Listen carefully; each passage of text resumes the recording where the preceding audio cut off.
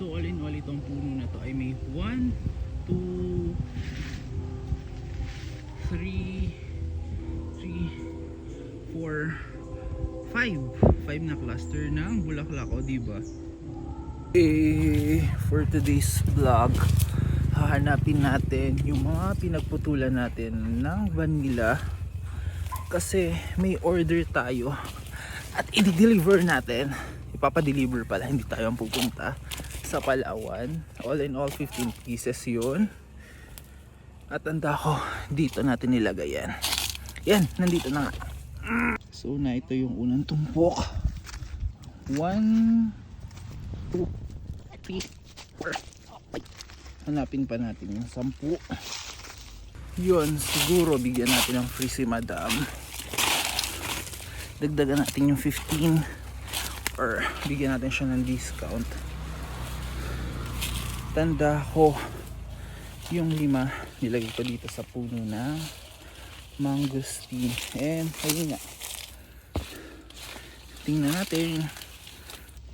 So na ito nga yung 5. 1, 2, 3, 4, 5. Yan, 5. Hanapin na natin yung 5. Feeling ko nalimutan ko na din kung saan ko nilagay, pero nandito yun, banda. Ay, handa mo. Yun. So, hi madam.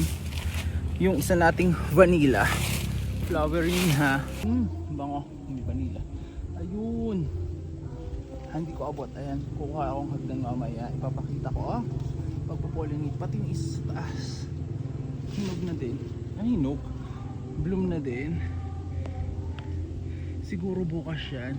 Pwede na nating i-pollinate. Yun, po-pollinate natin. So all in all, itong puno na to ay may 1, 2, 3, 4, 5 na cluster ng bulaklak, o diba? Meron pa pala sa taas, hindi namin nakakita. Siyam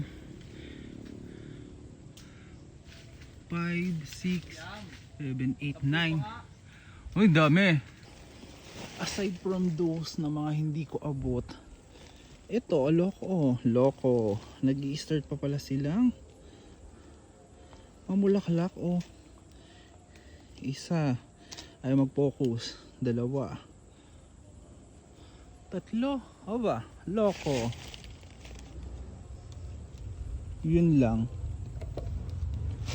4. Alam na madam, mahilig bumulaklak yung mga vines ko. Asahan mo yan. Yun lang. Bye.